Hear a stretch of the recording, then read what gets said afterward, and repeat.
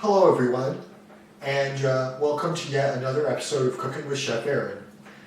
This time, we are going to be setting foot in the Latin American nation of El Salvador, and this country was kindly requested to me by none other than Melissa Franco Escudero.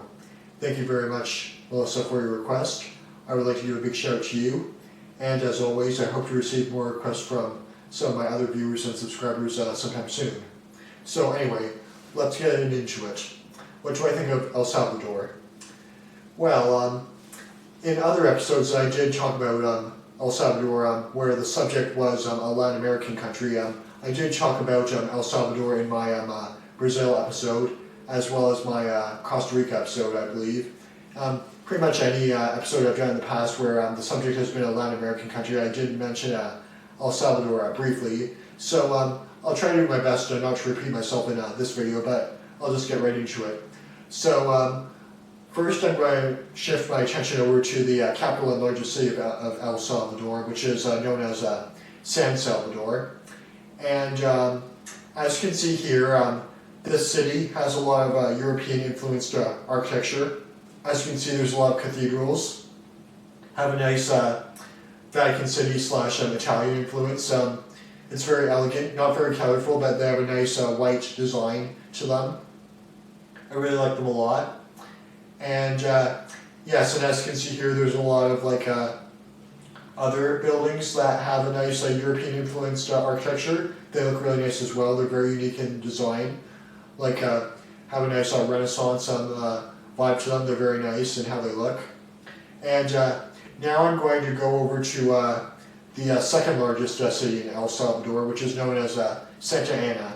And as you can see in this city also has some nice European, Italian influenced architecture, because what you're seeing here is very similar to what you would see in the city of Naples, I think it is. Yeah, and the buildings are very pointy, like what you would find in that city in Italy as well. And yes, it's just very nice the way it is. And to wrap up this review, I'm going to talk about the rural parts of El Salvador now.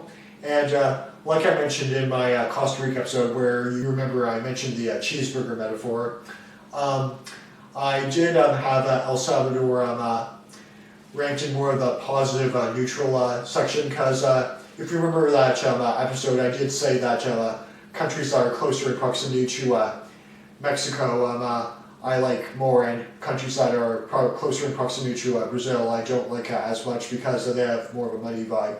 Countries that are closer to Brazil are more muddy, I find, and countries that are closer to Mexico have a more sunny vibe, which is why I like them more.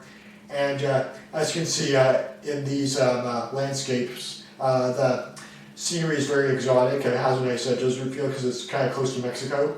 But at the same time, it is sort of transitioning into Nicaragua, which is like the center point between Mexico and Brazil pretty much, and Nicaragua is sort of like a mix between muddy and wet versus dry and hot, basically. And yeah, and El Salvador, it's still pretty good with the way it is, and I really like that. It has a nice hot, dry climate overall, and overall it's all nice and exotic, and I think my rating of this country would have to be a B.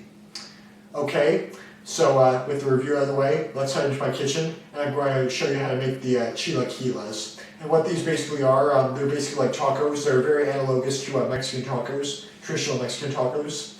And they basically have a little bit of a twist on them. Like you just use a very special type of tortilla flour. You mix them together with vegetables and other ingredients, and yes, I think it will turn out to be really great, and I look forward to seeing you in my kitchen. Follow me please, and we'll get started. Okay, so in order to make the Salvadorian chilaquiles, the ingredients you will need are as follows. We have some water in this measuring cup right here. We've got 2 cups of yellow corn flour in this bag right here. We've got some canola oil that we're going to be using in the recipe. We have 5 eggs on this plate. We've got 3 tomatoes right here which have been chopped.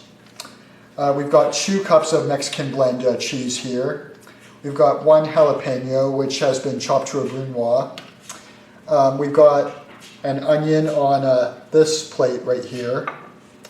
And we also have a green bell pepper chopped on this plate.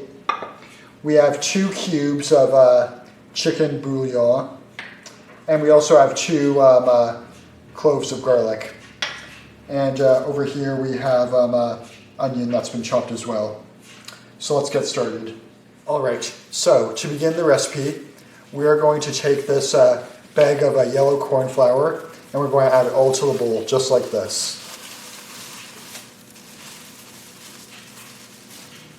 And to this corn flour, we're going to check our water and add a little bit at a time. And mix it with our hands.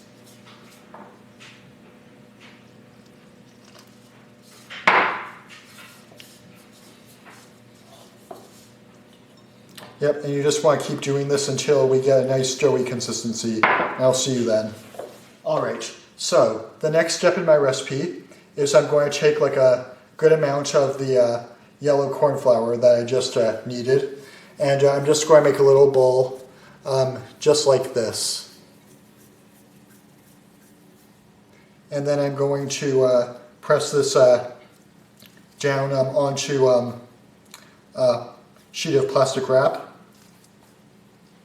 I'm going to put another plastic wrap over it.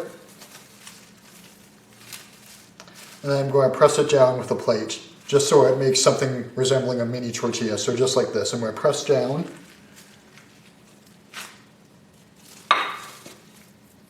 Well, let me just freeform this a little bit. Yep, and it should look something like this. And you want to keep doing this until you're ready to make them. I'll see you then. Alright, and as you can see, I have the end product of my tortillas right here. Now, granted, I am a little bit nervous about what's going to happen when I cook these, and I have to cut them open and insert the filling, but we'll see what we can do to improvise. I think I may have added a little bit too much water, and I kind of overdid it a little bit. But it wasn't like really too much water. I just kind of thought I would add a little bit more just to incorporate everything, but probably shouldn't have done that. But as you can see here, they still look nice, and we'll see what happens once I cook these on the stove. I'm a little bit nervous, but let's just hope for the best. Let's continue to be optimistic. So let's move on to the next step, and I'll cook them on the stove now. All right, so the next step in my recipe is I'm going to turn on my burner, and I'm going to add my tortillas in batches. And we're just going to let them heat on both sides, and I'll see you then. Alright, so after cooking my tortillas for a little while, this was the end product. And as you can see, they're still in pretty good shape. Not too bad, but I'm a little bit nervous about the next step in which I will have to cut them in half and insert a little tearing like in the middle just so I can add the mixing cheese blend mix. And hopefully that'll turn out well, and yeah, I'll see you in the next step. I just have to cut them in half and insert the cheese blend into the middles. So I'll see you then. Okay, so I actually attempted to do this off camera, and unfortunately I didn't get much luck because like I said, I think I got a little too generous with the water, and yeah, they're too watery, they're too crumbly, so I did my best to fix them, and as you can see, they're still nice and hot, and I did cut them in half. And normally what you would do is you would tear a little hole in the middle to insert the cheese filling, but since I won't be able to do that, I figured a way to improvise is to, after I've made the Mexican cheese blend mix, I'm just going to give it a drizzle like all on top, and then I can just go from there, and we'll see where that product takes me, and hopefully I'll still have a nice dinner by the end of today's video, so I'll see you all then. Alright, so on to the next step in our recipe. The next step is to take a good amount of the Mexican cheese blend. I'm going to add it all to this bowl. And this would normally be the filling, but this is actually going to be used as a garnish because, as you all know from earlier, my tortilla sort of failed, so I can't really make an opening in the middle. But we can still improvise, right? As they say, negativity killed the cat. So let's add this all in. We're now going to get a spoon out of my drawer, and we're just going to make sure this is blended nice and evenly so that we can see all the nice jalapeno and onion bits in the cheese. Alright, and now I'm ready to take this blend and add it all to my chilaquiles. Yeah, and again, I know this looks silly, but it's okay. Just going to continue to do this until they're all evenly coated, and I will see you then. Alright, so the next step in our recipe is to separate the egg yolks from the whites. Okay, so I'm just going to do that right now.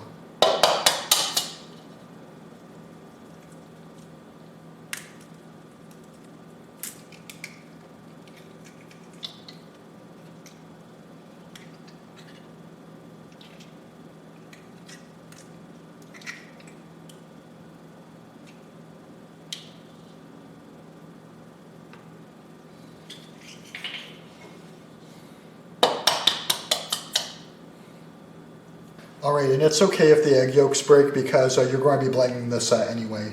So I'm just going to plug this into the wall, and I'm just going to mix this.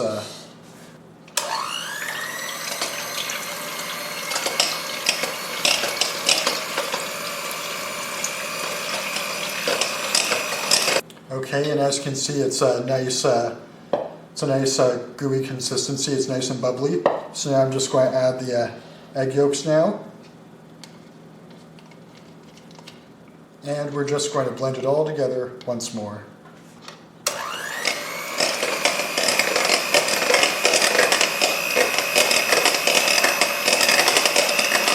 Alright, so now we're ready to move on to the next step now. And as you can see, I've got my canola oil ready. I'm just waiting for it to heat up a little bit. And afterwards, what I'm going to do is I'm going to take one chilaquile, add it to the yolk, and then I'm going to add it to the pan. I'm going to do that for each one, and I'll see you then. Okay, I just tested a little piece of tortilla, so it seems ready now. So I'm just going to take my chilaquiles. I'm going to add it to the egg yolk just as such. Make sure it's easily blended well, and I'm just going to add it to the pan. I'm going to do this for each one.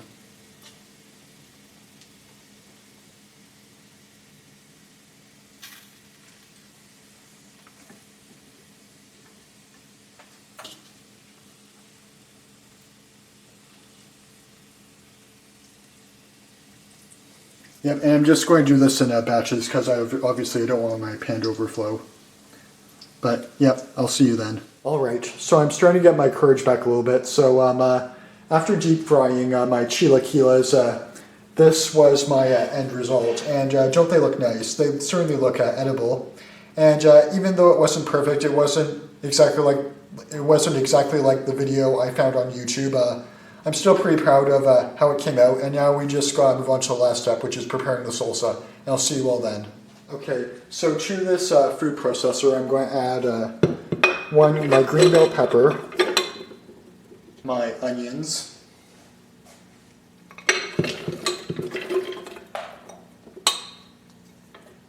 water and vegetable bouillon. And I have my garlic cloves. And I'm not going to add my tomatoes just yet because I don't want it to overflow. But I'm just going to put the lid back on. I'm going to plug this into the wall, add power on. Let's see how this blends.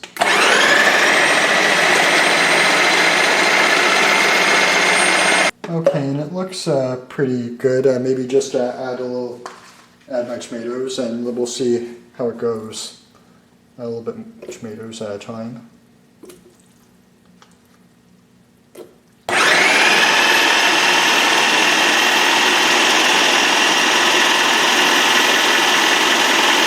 Okay, and we're just going to keep doing this until all the tomatoes have been incorporated. I'll see you then. Alright, so after having blended all the tomatoes and all the other ingredients for the salsa, this was the end product.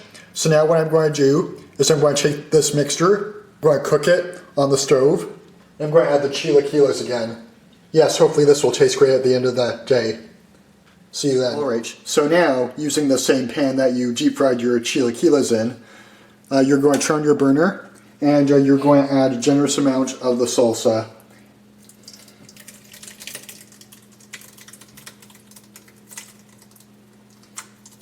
And you're just going to let it cook for about 10 minutes. And afterwards, we will put in the chilaquiles. Put back in the chilaquiles. Okay, so now we are ready to put back in our chilaquiles. We just got to make sure they're all submerged underneath the sauce.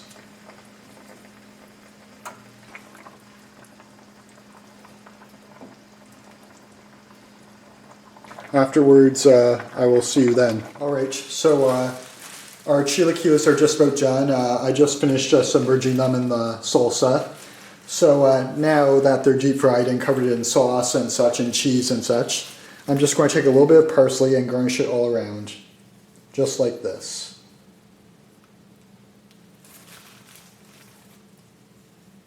So now I'm going to do a taste test and I'm going to let you know what I think of it.